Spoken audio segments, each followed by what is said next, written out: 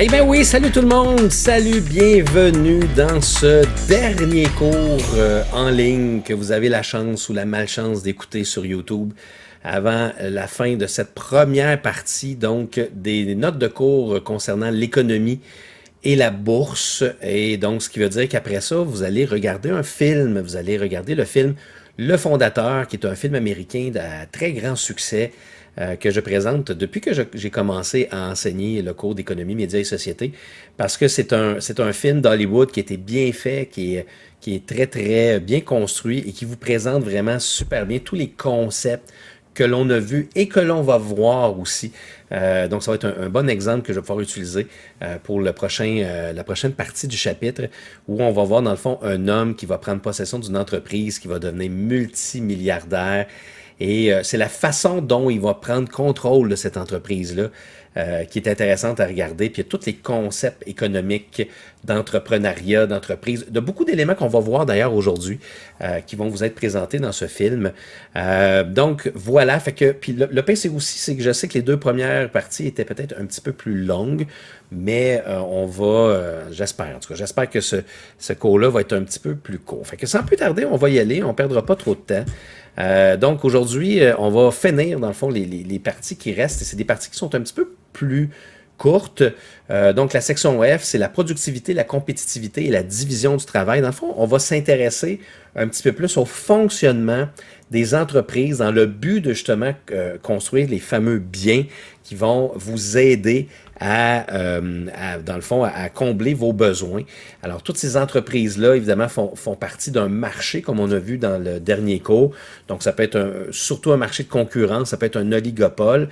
Et donc, c'est très important, surtout quand tu es dans un marché concurrent, de t'assurer que ta compagnie fonctionne avec une grande productivité et qu'il soit aussi très compétitif. Et qu'est-ce que ça veut dire exactement? Bien, c'est ça qu'on va regarder ensemble. Alors, on voit dans un premier temps, même si mon image cache un petit peu, là, on dit la recherche de la productivité est très importante dans le système capitaliste et surtout dans le système des entreprises. Et c'est quoi exactement la productivité? Bien, la productivité, c'est le fait d'utiliser moins de ressources pour produire plus de biens ou de services. Donc, ça veut dire qu'une entreprise qui est productive, c'est une entreprise qui est capable de très bien optimiser dans le fond, tous les outils qu'il a en sa possession, que ce soit les ressources naturelles, le capital technique, donc tous les moyens de transformation et qu'il est capable de le faire le plus efficacement possible. Plus on est efficace, plus on sauve de l'argent et plus on sauve de l'argent, plus on finit par faire du profit. Alors c'est ça l'idée d'être, donc quand on dit qu'une entreprise elle est productive, ça veut dire qu'elle est peut-être une entreprise qui a tellement d'expérience dans son domaine qu'elle a trouvé toutes les petites subtilités pour pouvoir aller chercher le plus de profit possible en réussissant à accomplir sa tâche le plus rapidement possible, mais en ne compromettant pas non plus la qualité du produit. Donc, vous avez le côté productif, donc productivité, et vous avez aussi le côté compétitivité. Alors, compétitivité, c'est une entreprise qui est plus productive qu'une autre. Donc, le fait d'être compétitif, vous allez entendre souvent parler de ça, c'est qu'une entreprise a une meilleure une meilleure relation avec ses consommateurs qu'une autre entreprise. Et souvent, ce sont des entreprises qu'on va entendre parler. C'est comme par exemple Sony, LG. Si vous allez chez Costco, par exemple, je donne un exemple. Si tu vas chez Costco dans le rayon des téléviseurs, bien, souvent, vous allez avoir des compagnies qui sont très, très, très reconnues, comme Sony, qui vont vendre des téléviseurs. Vous avez LG qui va vendre des téléviseurs. Samsung, qui vont souvent être des téléviseurs qui vont être très recherchés. Puis, à un moment donné, vous allez voir à côté un téléviseur qui s'appelle iSense. Puis là, tu te poses la question, c'est quoi cette compagnie-là?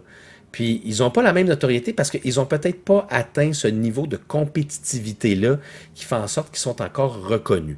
Mais toutes ces compagnies-là ont toutes le même but, c'est de vendre leurs produits à vous. Puis souvent, les compagnies comme iSense vont vendre leurs téléviseurs beaucoup moins cher. Mais là, on va se poser des questions sur la qualité du produit.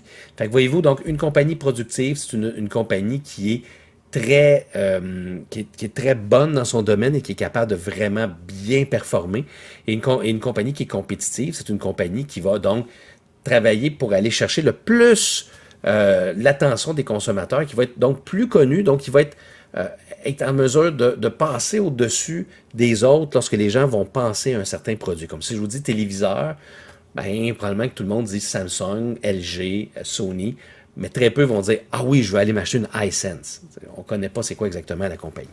Fait qu'on dit qu'un des moyens pour accroître la productivité, c'est la division du travail. C'est un ingénieur américain qui s'appelle Frederick Taylor qui a inventé le système du Taylorisme qui repose sur une double division du travail. Il y a deux façons pour être justement productif, pour s'assurer que l'on soit en mesure donc de produire efficacement un produit dans le but de le vendre aux consommateurs. On a inventé une façon de faire qui a rendu le travail beaucoup plus productif, ce qui fait en sorte que maintenant, on a des usines, des entreprises qui vont, par exemple, construire des PS5, des Xbox par millions. Et si on n'avait pas inventé cette façon de faire-là, probablement qu'on n'aurait pas été en mesure de produire aussi efficacement et en grande quantité. Et ces deux façons de diviser-là, c'est la division verticale et la division horizontale. Puis là, vous devez bien comprendre la différence entre les deux. Okay? C'est là que, évidemment, c'est un concept qui est quand même assez important. Tu sais, la division verticale, c'est que on a réfléchi à une hiérarchie. Prenez ça comme étant une hiérarchie, une façon hiérarchique de fonctionner. Si vous travaillez, par exemple, présentement, je sais qu'il y en a plusieurs d'entre vous qui travaillent ou pas, là, parce qu'on est en période de pandémie au moment où j'enregistre ceci, mais si vous travaillez dans un restaurant, si vous travaillez chez McDonald's, si vous travaillez chez Walmart, peu importe, vous avez une structure hiérarchique qui fait en sorte qu'il y a des employés, il y a un gérant. Le gérant est dirigé par une autre personne, qui est dirigée par une autre personne. C'est ça qu'on appelle la division verticale. On a trouvé que pour bien gérer les employés, pour faire en sorte qu'ils soient efficaces, on ne peut pas les laisser eux-mêmes, une façon anarchique de fonctionner, parce que dans des employés, ça te prend quelqu'un qui va les diriger. Parce que si dans tes employés, mettons chez Walmart, il y en a un qui est fainéant et qui ne faut rien, bien souvent le gérant va s'en rendre compte, c'est lui qui va avoir le mandat de jeter cette personne-là dehors pour en prendre quelqu'un de plus efficace. Donc ça aide à l'entreprise à être très productive. Parce qu'évidemment, en ayant une division verticale du travail, on s'assure que tout le monde fait son travail de façon adéquate. Et malheureusement, s'il ne fait pas ça de façon adéquate, il y a quelqu'un qui est mandaté d'enlever cet engrenage-là un peu pourrite pour la changer pour quelqu'un d'autre. C'est quand même une drôle de façon de parler de la division de travail verticale, mais j'espère que vous comprenez bien le concept. Donc, vertical, prenez comme l'idée d'une tour à bureau, puis au top, vous avez le patron, en bas, vous avez les employés, et tout un système finalement, de contrôle, justement, de ces employés-là. Puis après ça, aussi, il y a ce qu'on appelle la division horizontale. La division, c'est la spécialisation des tâches des ouvriers. Puis pour ça, là, la meilleure façon, c'est de vous présenter cet exemple-là. Donc, vous avez d'un côté un étagère. En arrière de moi, il y a beaucoup de ces étagères-là. Ce sont des Kallax de IKEA. Okay? IKEA, c'est le fonctionnement parfait de la division de travail horizontale. Le fait que chacun des employés va travailler sur comment dire, j'essaie de trouver le mot, là, mais sur une ligne un conveyor belt, je sais en anglais, là, mais c'est un convoyeur, justement, donc un convoyeur, puis chacun va avoir sa technique spécifique. Va avoir sa façon, son rôle spécifique dans l'assemblage du produit, ce qui va donc permettre à chacun des employés d'être beaucoup plus efficace. Exemple, au début du 20e siècle, à la fin des années 1800, il y a les automobiles qui ont fait leur apparition. Puis au début, les automobiles, c'était 2 employés qui s'occupaient de les assembler. Et Henry Ford a pensé, c'est lui qui a réfléchi à utiliser un système plutôt de séparation du travail où on va mettre tous les articles sur un convoyeur qui va bouger. Et là, il va y avoir un employé dont son mandat, ça va être de mettre les roues. L'autre employé, donc tout en avançant, dont son mandat va être juste de visser les roues. Un autre employé va être de mettre le volant. Et ainsi, s'est rendu compte qu'il pouvait augmenter sa production beaucoup, beaucoup plus rapidement en spécialisant le travail de façon horizontale qu'en laissant 1 ou 2 personnes s'occuper de l'ensemble du travail. Et ça, mesdames et messieurs, si vous saviez comment c'est une façon excessivement efficace de, justement, assurer une productivité. Okay? C'est très, très, très efficace. Bon, justement, j'ai arrêté la vidéo parce que je voulais vous présenter ce concept-là du travail horizontal. Vous l'avez là parce que j'ai reçu une vidéo il n'y a pas tellement longtemps d'un de mes jeux de société que je vais recevoir bientôt. Vous savez que je participe souvent à des campagnes participatives, donc on appelle Kickstarter, puis le monde des jeux de société utilise beaucoup cette campagne-là, puis le designer, l'auteur, le créateur de cette campagne-là, qui est un jeu de hockey qui va s'appeler Trickshot, nous a envoyé une vidéo qui nous présente finalement le montage du jeu. Puis écoutez, ça dure 58 secondes, là, mais ça vous présente vraiment le concept que je veux vous dire, donc la fameuse division horizontale. Vous voyez qu'il y a des gens qui sont mandatés pour spécifiquement mettre les figurines dans la boîte, pour placer le plastique. Ensuite de ça, vous voyez, on met le livret d'instruction. Puis c'est tous des gens, c'est tout sur un conveilleur, sur une ceinture comme ça qui avance tranquillement pas vite. Puis là, il y a une personne qui est mandatée pour vraiment bien peser parce qu'une boîte ne doit pas peser plus que un certain poids pour l'expédition. Fait que c'est ça. Évidemment, c'est dans une version plus petite, là, mais ça vous présente super bien ce qu'est l'idée derrière tout ça là, par rapport à cette affaire-là que je vous parlais. Oh boy, là, je suis en train de vous faire perdre une partie de... Fait que voilà. Fait que je trouve que c'est la meilleure façon de vous expliquer ce qu'est la division du travail horizontal. OK, puis pourquoi est-ce que la madame, elle est là en haut, vous allez dire, peut-être que vous posez des questions à savoir pourquoi est-ce qu'elle est présente. Ben c'est parce qu'elle représente la vieille façon, la façon qui existe encore, là, on appelle ça de l'artisanat. Donc, c'est le fait qu'une personne s'occupe de toutes les étapes de production, justement, d'un produit, mais ça va être beaucoup plus long. Donc, si vous voulez, par exemple, avoir un beau coffre, qui est faite par une artisane ou un artisan qui est vraiment très, très compétent. Ça va vous coûter beaucoup plus cher et ne pensez pas avoir votre coffre tout de suite. Fait que voyez-vous, donc, c'est sûr que c'est une spécialisation. Donc, la dame que vous voyez qui semble travailler sur un coffre, elle peut vivre de ça, mais évidemment, elle n'en produit pas des millions et des millions.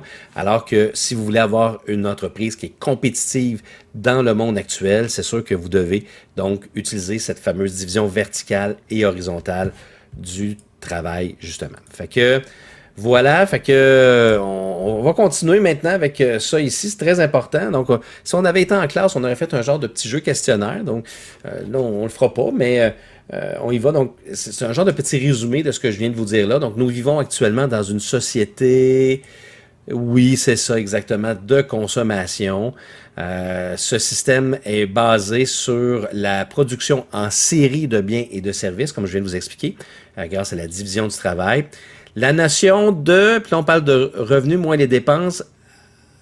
Ah oui, oui, c'est ça. Donc la notion de profit, qui est donc revenu moins les dépenses, est essentielle à la survie car le profit est vital pour justement les entreprises.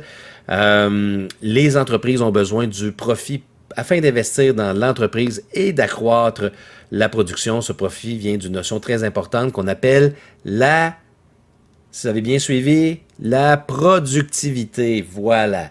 OK, tout tourne autour de ça. Donc, si vous voulez avoir une entreprise qui va avoir du succès, qui va bien réussir, vous devez donc être productif, compétitif et tout ça en utilisant la division du travail verticale et horizontale. Évidemment, ça va aussi dépendre beaucoup de la grosseur de votre entreprise. Si vous avez une entreprise avec juste 5 employés, vous n'avez peut-être pas nécessairement d'avoir une grande division de travail verticale, mais plus l'entreprise est productive et compétitive, plus elle va en avoir besoin. OK, fait que là maintenant, je vais vous parler d'un autre élément qui s'appelle l'importance de la monnaie. Parce qu'on ne peut pas parler d'économie et de concepts économiques sans parler de la monnaie. La monnaie est utilisée depuis des années, en fait depuis des lustres, pour faire des échanges entre des êtres humains. Donc, on va acheter un produit, donc on va acheter un service, un bien, en échange d'une monnaie que la personne va pouvoir réutiliser pour pouvoir investir dans son entreprise. Puis là, je me suis souvent beaucoup posé la question de savoir qu'est-ce que voulait dire cette fameuse image que vous voyez au centre avec un bonhomme vert et un bonhomme noir puis qui s'échangent donc une partie d'eux-mêmes. En plus d'être un peu weird, il a fallu que je demande à M. Ménard, puis finalement, c'est une image qui représente le troc. Parce qu'au début, avant d'avoir l'apparition de la monnaie, ce que les gens faisaient, c'est qu'ils s'échangeaient un produit pour un autre produit qu'on troquait tout simplement. Donc, c'était la façon qu'on faisait des échanges. Et encore, des fois, dans certaines familles, comme ma mère, je sais qu'elle utilise encore beaucoup le troc avec ses sœurs. Fait qu'eux autres échangent, par exemple, ils vont échanger un manteau contre un autre article, pas nécessairement contre de la monnaie. Mais je vous conseille pas d'arriver chez Bureau en gros en disant je vais prendre cette boîte de crayons-là contre voici, je vous présente ma médaille. Alors, c'est une magnifique médaille que j'ai gagnée. Donc, je vous échange ça contre ça. Probablement qu'ils vont vous envoyer promener assez rapidement. OK? Alors, sachez que notre façon d'échanger, on a 3 types de monnaie. Il y a 3 types de monnaie, puis souvent, on a l'impression que peut-être on est habitué à un seul type de monnaie. En fait, vous qui êtes né il n'y a pas si longtemps que ça dans l'histoire, je pense que vous êtes plus habitué par la monnaie scripturale que par la monnaie fiduciaire. Mais la monnaie fiduciaire, c'est la monnaie papier. OK? Donc, c'est les billets de banque et les pièces de monnaie qui sont frappées par une instance gouvernementale.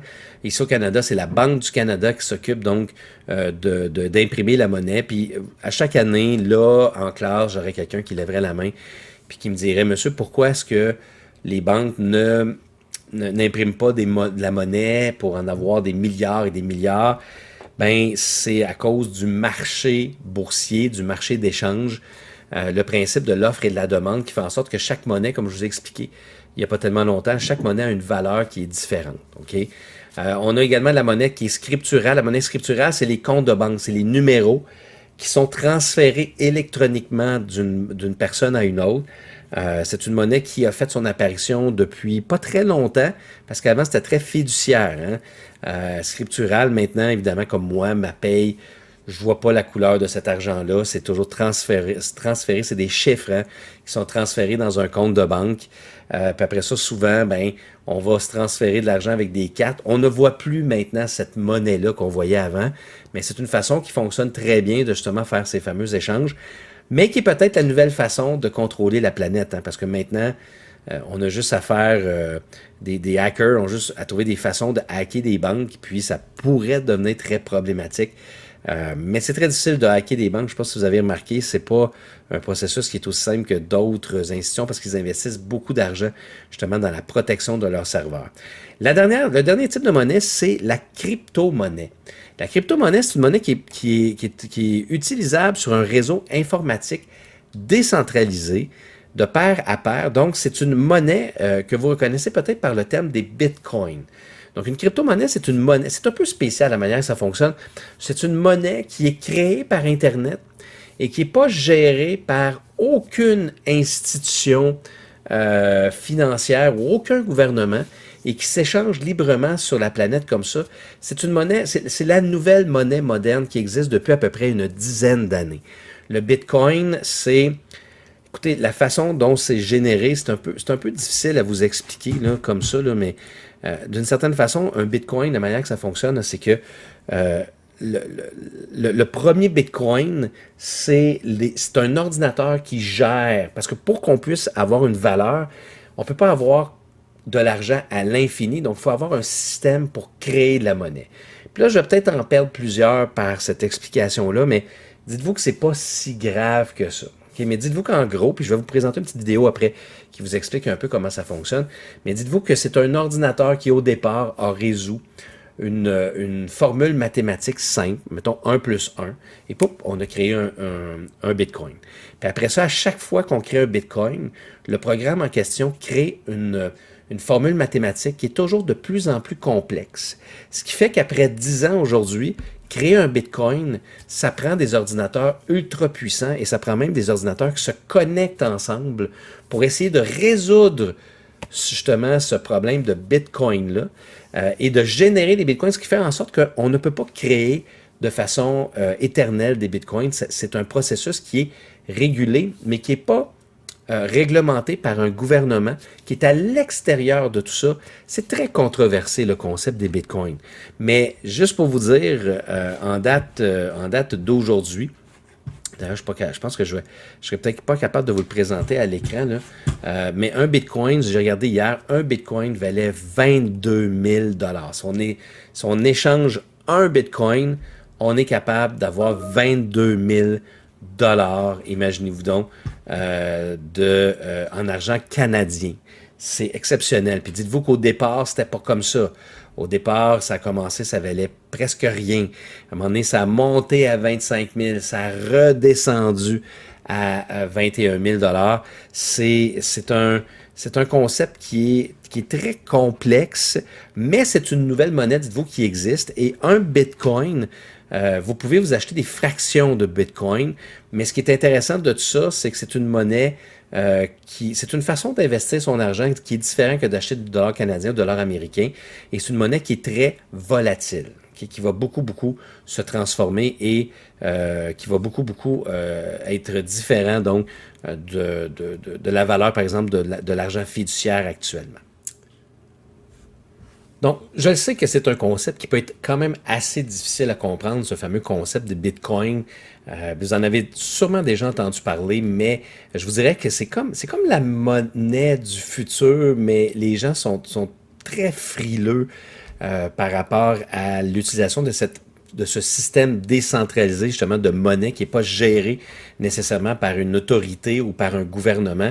Donc, ce qui fait en sorte que il n'y a pas de loi ou de règles qui gèrent justement cette monnaie-là. Je vais vous présenter un petit vidéo sur justement l'explication. Ils vont tenter de vous expliquer un petit peu plus concrètement ce qu'est cette valeur, cette crypto-monnaie. Fait qu'on va écouter ça ensemble.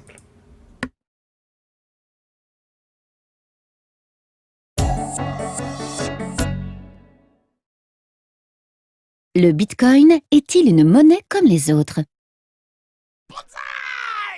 Le Bitcoin est une monnaie virtuelle qui circule sur Internet.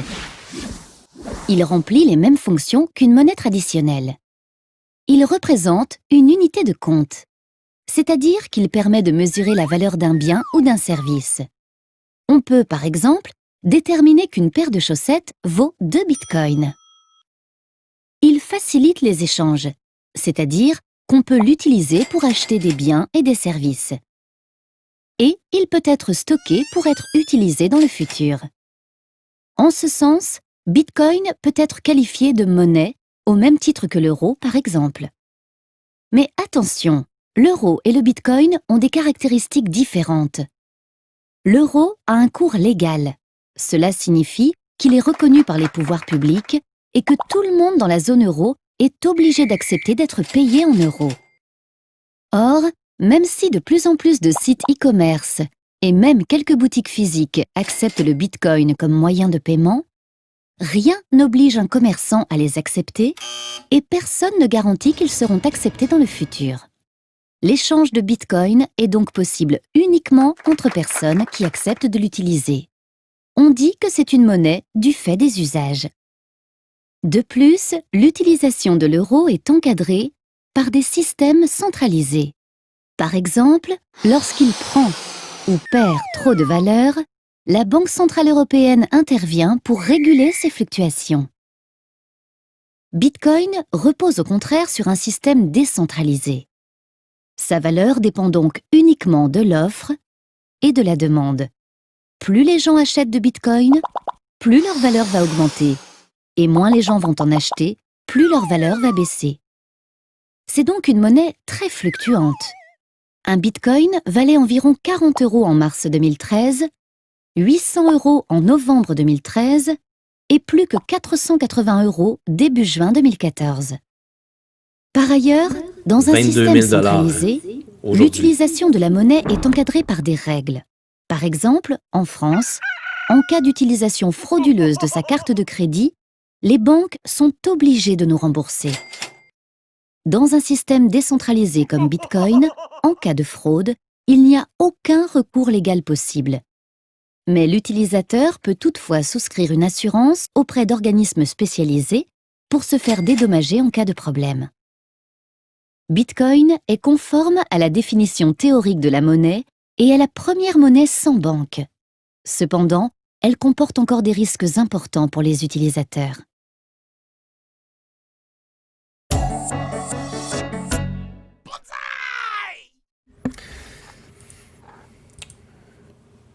Attendez, là, je vais juste changer de place. Ah, ben oui, hein, c'est ça qui va arriver. Ah, je suis correct. Ah, non, je vais passer à la prochaine. Ah, mon Dieu. J'ai toujours un peu de misère quand je... Ah, voilà. Fait que, donc c'est ça. Fait que vous avez vu, je pense que c'était quand même bien expliqué, le fonctionnement de Bitcoin. Puis il vous explique vraiment l'idée que l'argent fiduciaire ou scriptural, c'est une monnaie qui est gérée par des institutions bancaires, c'est géré par aussi un gouvernement. Donc, il y a des lois, il y a des règles qui régissent tout ça, alors que le Bitcoin, c'est totalement décentralisé. Il n'y a personne qui s'en occupe, mais c'est ce qui rend aussi la chose intéressante et très volatile. Vous avez vu que quand ils ont fait la vidéo, c'était quoi la valeur du Bitcoin, alors qu'aujourd'hui, on parle de 22 000 canadiens pour un seul Bitcoin. C'est quand même assez exceptionnel. Je vais vous présenter un autre reportage encore sur le Bitcoin. Ça a été fait par Infoman il y a plusieurs années de ça. Puis vous allez voir aussi tout l'engouement qu'il y a derrière cette fameuse crypto-monnaie. Puis peut-être que ça va vous faire réfléchir sur la possibilité de peut-être d'investir éventuellement dans des bitcoins en vous rappelant que vous n'êtes pas obligé d'acheter un seul bitcoin. Vous pouvez acheter des fractions de bitcoin. Fait que je vous présente le reportage.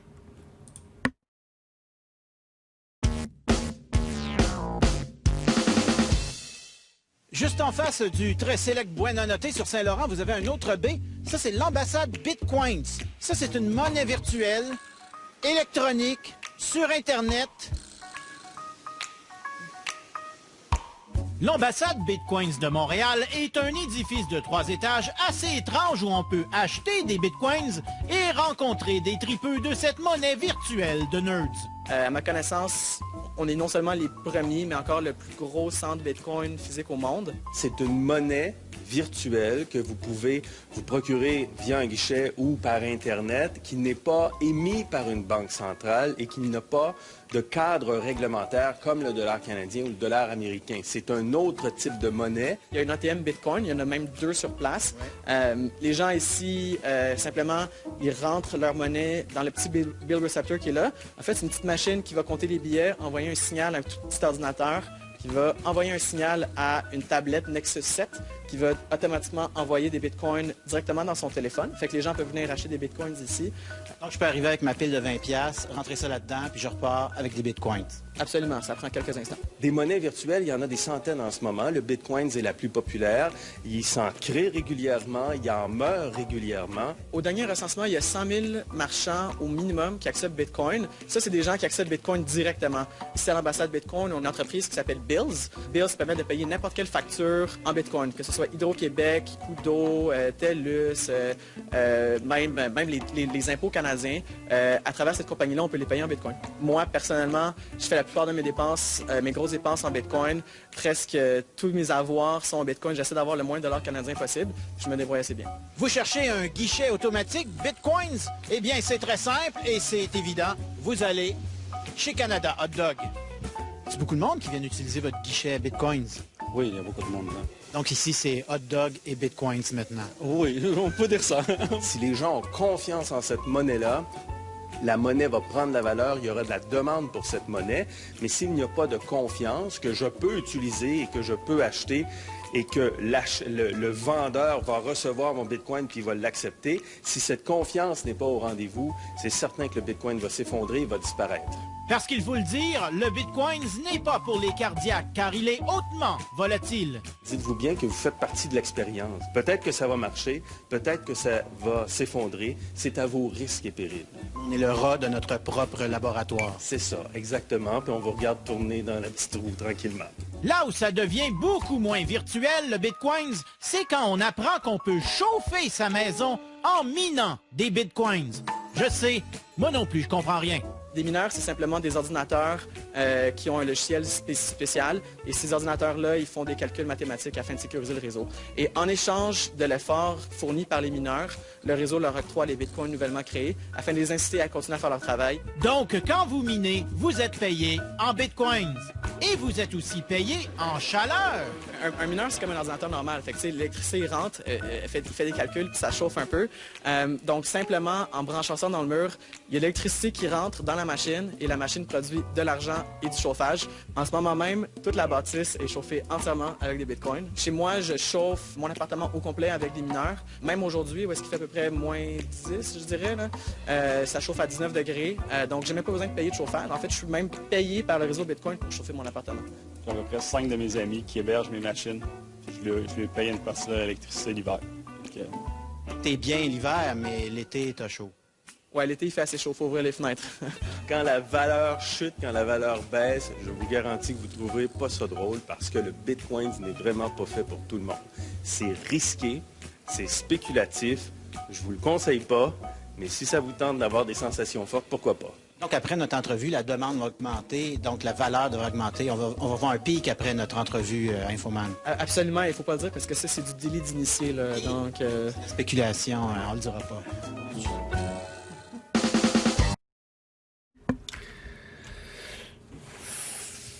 Fait que voilà. Fait que comme d'habitude, je vais avoir de la misère avant de retourner à ma prochaine diapo. OK. Je suis capable de passer à la prochaine. Voilà. Bon. Fait que voilà, c'est ce qui termine le côté, l'explication des fameux bitcoins. Puis vous pouvez voir, ce sont des articles, ce sont des reportages qui ont été faits, ça fait quand même assez longtemps. On est rendu en 2020 et le bitcoin fonctionne encore. Je vous dirais qu'en 2015, 2016, 2017, on pensait pas que le bitcoin allait réussir à survivre et encore aujourd'hui, il survit puis il survit très très bien. Alors là, il nous reste une dernière chose à vous expliquer, c'est le concept donc du PIB, le produit intérieur brut. Là, ça n'a pas nécessairement rapport avec nécessairement les entreprises, mais n'oubliez pas qu'on est dans l'introduction de plusieurs concepts en économie. Alors, c'est quoi exactement le PIB? Bien, le PIB, c'est l'évaluation en dollars de tout ce qui est produit en biens et en services dans un pays dans une année. Alors, le PIB, vous allez souvent entendre parler de ça dans les médias, à peu près une fois par mois. C'est une façon qu'on utilise très souvent pour justement faire la comparaison de la richesse entre les différents pays. Donc, tout ce qui est produit à l'intérieur d'un pays dans un mois donné, ce qu'on va faire, c'est qu'on va calculer tout ça, puis ça va donner le produit intérieur brut. Ça va donner un chiffre qui est évidemment excessivement élevé et ça va nous permettre de faire des comparaisons, par exemple, entre le mois de septembre et le mois d'octobre. Bien, combien y a-t-il une augmentation ou une diminution de la production dans un pays? Et souvent, on va associer ça à une certaine croissance ou décroissance économique. Quand le PIB augmente, ça veut dire que les usines et les entreprises fonctionnent bien, donc l'économie va bien. Puis quand le PIB va descendre, ben ça va être donc le contraire. Puis souvent, on va l'évaluer en pourcentage. On va vous dire à un moment donné, le PIB du Canada a augmenté de 0,8% ou de 0,4%. Où il est en retrait de 0,5%. Alors, c'est un indicateur économique qui est vraiment loin d'être le meilleur indicateur économique pour vraiment vérifier la richesse d'un pays, mais c'est le plus simple à comprendre. Alors, évidemment, on va vous le présenter parce que vous allez souvent en entendre parler de ce fameux PIB. Alors, c'est quoi qui est inclus dans le calcul du PIB? Alors, premièrement, il y a la valeur de la production des Canadiens qui travaillent au Canada, parce que là, on parle évidemment du Canada, là. Donc, tout ce que les Canadiens vont produire. Ensuite de ça, la valeur de la production des étrangers qui travaillent au Canada. Fait que c'est très important que le produit intérieur brut, c'est tout ce qui est produit à l'intérieur des frontières. Donc, par exemple, Bombardier qui font qui ont une usine de train en Allemagne, on ne calculera pas évidemment ce qu'ils produisent en Allemagne dans la valeur du PIB, mais une compagnie étrangère qui produit au Canada, donc qui a automatiquement des travailleurs probablement du Canada et tout ça, donc tout ce qui est produit à l'intérieur, que ce soit par des Canadiens ou par des étrangers, on va calculer la valeur donc de ce qui est produit à l'intérieur des frontières. À quoi ça sert? Bon, on dit que le PIB donne une idée de la richesse d'un pays, comme je viens de vous expliquer tantôt. C'est quoi les défauts du PIB? Ben, il ne tient pas compte de la distribution. Il y a plusieurs éléments qui ne rentrent pas dans le calcul. Donc, il ne tient pas compte de la distribution de la richesse. Fait que quand tu regardes le PIB, ça ne te dit pas si le pays a des problèmes de pauvreté. Ça te donne qu'un chiffre caractéristique. Ça te dit pas, genre, en Colombie-Britannique, eux autres, ils n'ont pas de problème. Dans les maritimes, ils sont pauvres. Donc, c'est vraiment un chiffre qui est unique et qui ne donne pas beaucoup d'informations. Il ne tient pas compte également du niveau de bien-être des gens. Il ne tient pas compte du travail à la maison ainsi que donc par exemple, les gens qui restent à la maison, qui travaillent de la maison, c'est pas considéré. Ça ne tient pas compte également du travail au noir, c'est un peu normal parce que souvent c'est illégal et il n'y a pas de comptabilité qui est faite par rapport à ça. Ça ne tient pas compte également du commerce interdit, évidemment, la prostitution et la drogue, par exemple, et ça ne tient pas compte non plus de la corruption. Donc, tout ce qui est illégal, évidemment, ne rentre pas dans le PIB. En même temps, c'est illégal, il n'y a pas de compte qui est comptabilisé de tout ça légalement, OK? Et évidemment, tous ceux qui travaillent, mais que le travail à la maison, tout ça, bon, c'est pas, comprenez-vous, ça donne un beau portrait, mais ça ne donne pas un portrait qui est total, mais quand même, c'est quand même pas si pire. Mais pour faire des comparaisons, on va prendre la valeur du PIB puis on va le diviser par le nombre d'habitants et c'est ça qui va donner justement le PIB par habitant. Alors on dit que pour comparer les richesses des pays entre eux, on divise le PIB par le nombre d'habitants puis ça va nous permettre, parce que c'est sûr que, par exemple, le PIB de la Chine, ils sont 1 milliard, plus d'1 milliard de personnes et il va être beaucoup plus élevé que celui du Canada, mais si on veut faire une vraie comparaison, à savoir quel pays qui est plus riche au niveau de sa production, on va diviser par le nombre d'habitants, puis ça va donner une valeur par habitant, et c'est comme ça qu'on va faire souvent des comparaisons. Vous avez des questions?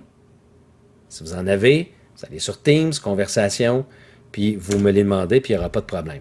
Alors, voici le calcul du PIB. Donc, quand on veut calculer le PIB, puis faites attention, ça se pourrait bien que dans l'examen, qu'il y ait un calcul à faire. Donc, c'est toujours selon les dépenses. Alors, le PIB, la formule, c'est C plus I plus G plus export moins import. Alors, C, c'est la dépense des consommateurs, donc combien d'argent que nous, on dépense. Évidemment, lorsqu'on dépense à l'intérieur du pays, on fait rouler l'économie. Plus les investissements des entreprises dans leurs propres entreprises, c'est comme une autre forme de dépense. Plus les dépenses du gouvernement, donc quand le gouvernement dit qu'il va dépenser tant de millions, tant de millions, tant de millions, ça rentre dans la valeur du PIB. Plus les exportations, donc la valeur des exportations des produits d'ici qui sont vendus à l'étranger, mais que l'argent reste à l'intérieur du pays.